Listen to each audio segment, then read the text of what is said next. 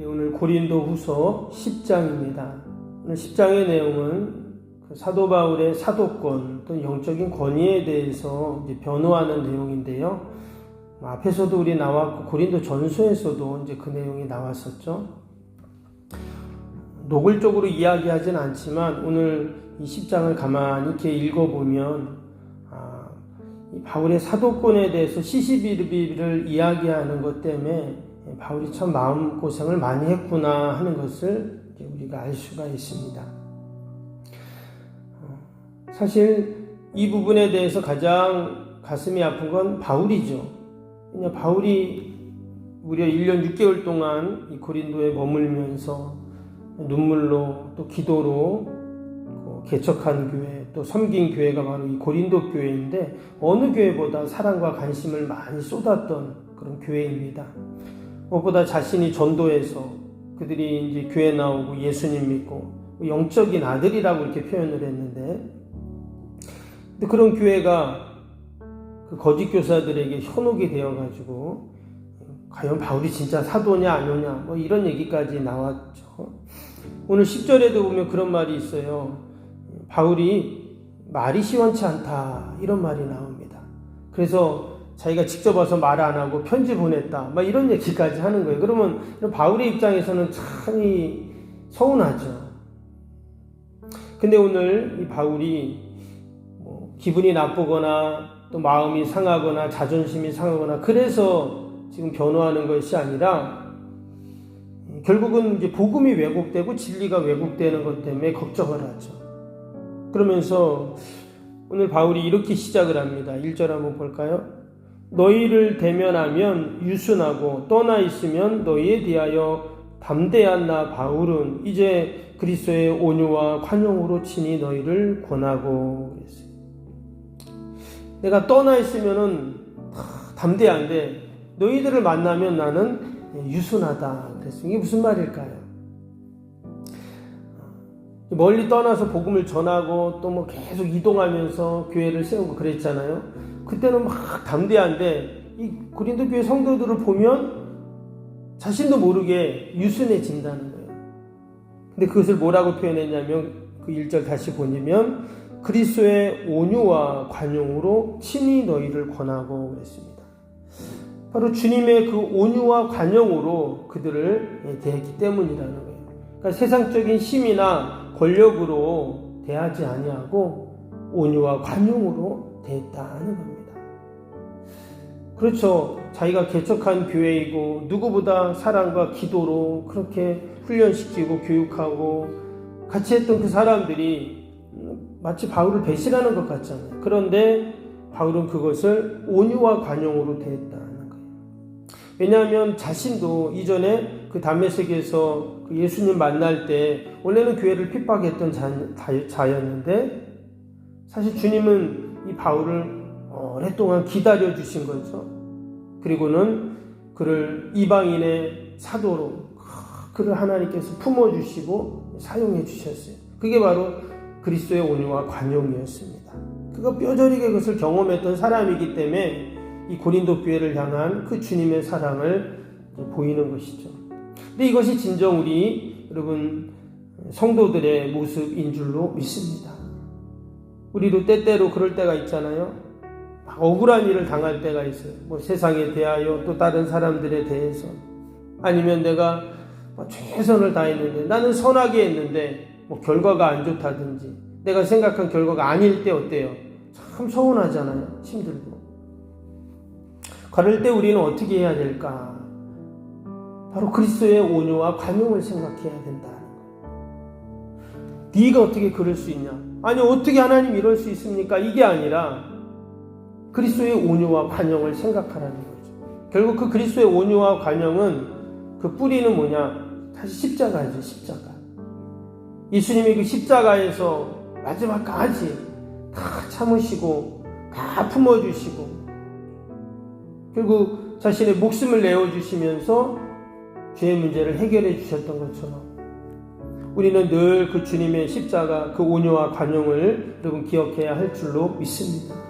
이 온유라는 단어가 뭐냐면 제가 예전에도 한번 말씀을 드렸는데 야생마를 길들이는 상태 이 뜻이에요. 온유라는 뜻이. 그리고 야생마가 어떻습니까?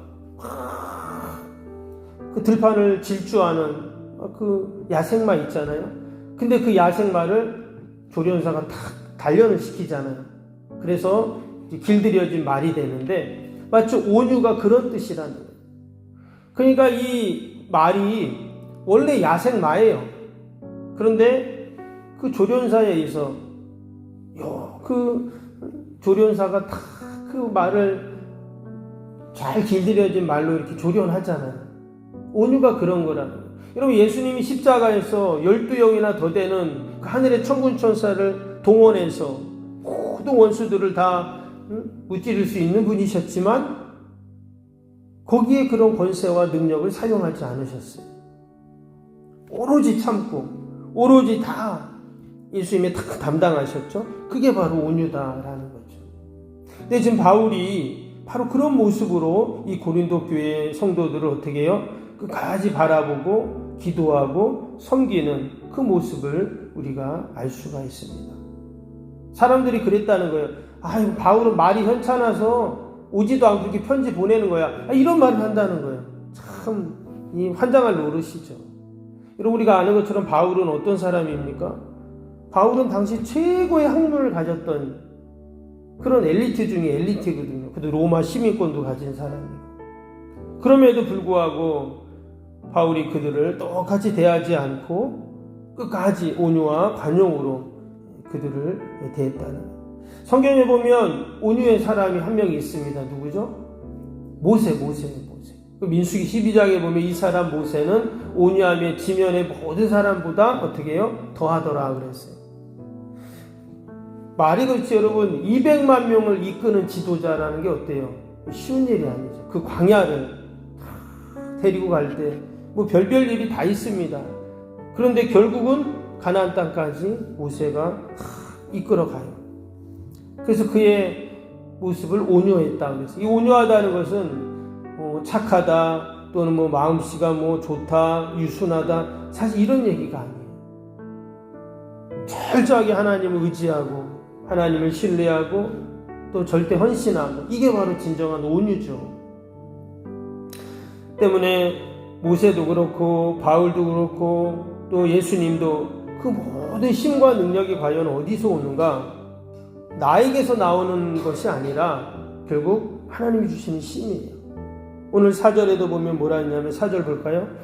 우리의 싸우는 무기는 육신에 속한 것이 아니요 오직 어떤 견고한 진도 무너뜨리는 하나님의 능력이라 모든 이론을 무너뜨리며 그랬어요. 우리의 싸우는 무기가 어디 있다고요? 하나님의 능력이라. 그래서 우리가 오늘도 여러분, 우리가 영적인 싸움 아니면 세상의 모든 하나님을 대적하는 자들과의 싸움에서 우리가 승리하는 비결은 뭐냐? 하나님의 능력을 붙잡는 거죠. 여러분, 하나님의 능력이 뭡니까? 여러분, 기도인 줄로 믿습니다. 그래서 우리가 오늘도 기도하러 이 새벽에 나온 거예요. 졸립기도 하고 피곤하기도 하고 몸도 아프고 그렇죠.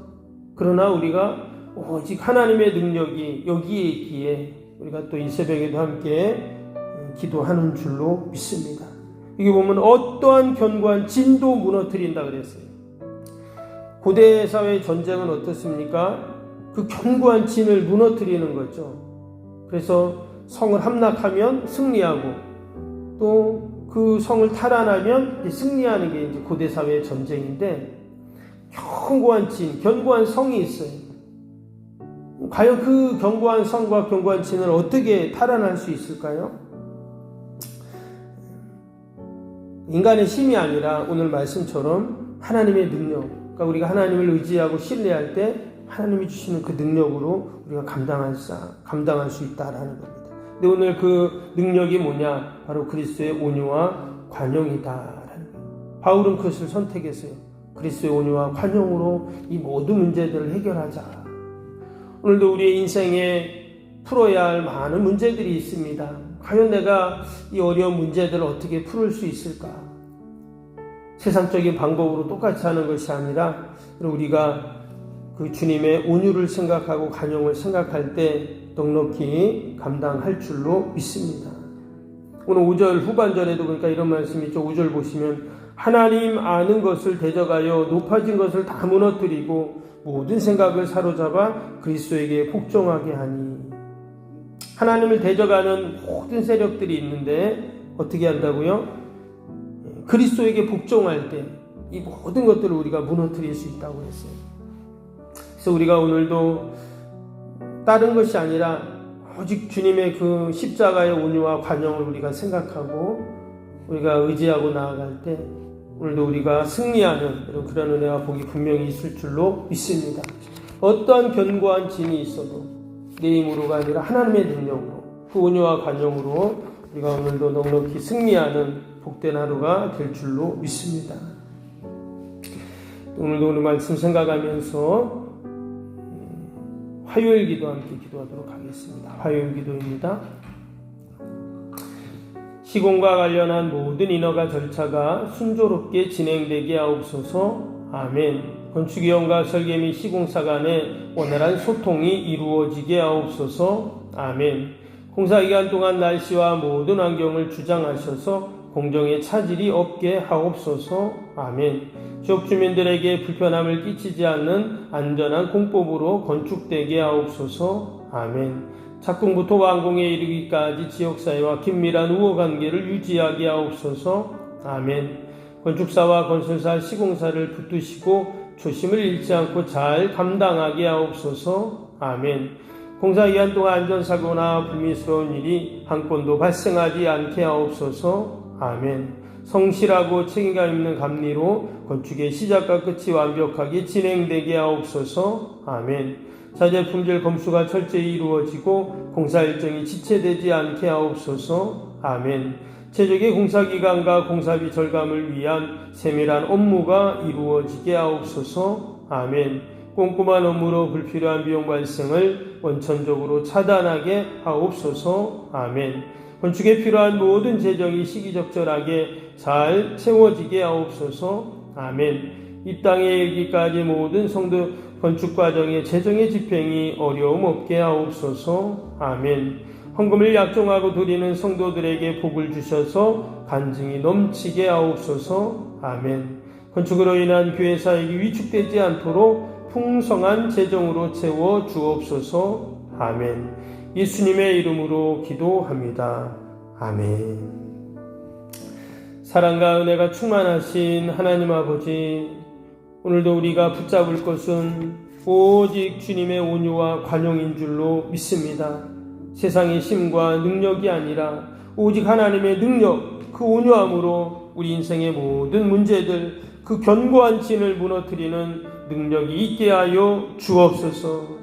오늘도 기도 외에는 이런 종류가 날 수 없다 하셨사오니 하나님 오늘도 말씀 붙잡고 함께 기도할 때 하나님께서 우리의 기도를 다 들으시고 선하게 인도하여 주옵소서. 나라 민족과 교회와 이웃과 또 사랑하는 자녀들, 또 우리 새성전 건축을 위한 모든 우리의 기도 제목들 하나님 다 하늘에 상달되게 하시고 하늘의 놀라운 구원의 역사로 하나님 함께하여 주옵소서. 오늘 구성전 부지 아버지 주차장 부지 매매 계약이 잘 이루어지게 하시고 하나님이 도우시고 함께하여 주옵소서. 아버지 우리 병사의 환우들 연로하신 어르신들 또 우리 연약한 육신 주님 다 올려드립니다. 하나님 붙잡아 주시고 날마다 회복되고 치료되게 하여 주옵소서. 강건하여 주님 전 출입하며 맡겨진 사명 감당함에 부족함이 없도록 하나님 늘 함께하여 주옵소서. 하나님 우리가 기도할 때 하나님 반드시 해결하시고 하나님 도와주실 줄로 믿습니다. 오늘도 하나님 함께 하시고 우리가 늘 승리하는 저희들 되게 하여 주옵소서. 감사하며 예수님의 이름으로 기도하옵나이다. 아멘. 하늘에 계신 우리 아버지의 이름을 거룩하게 하시며 아버지의 나라가 오게 하시며 아버지의 뜻이 하늘에서와 같이 땅에서도 이루어지게 하소서. 오늘 우리에게 일용할 양식을 주시고 우리가 우리에게 잘못한 사람을 용서하여 준 것 같이 우리 죄를 용서하여 주시고 우리를 시험에 빠지지 않게 하시고 악에서 구하소서. 나라와 권능과 영광이 영원히 아버지의 것입니다. 아멘.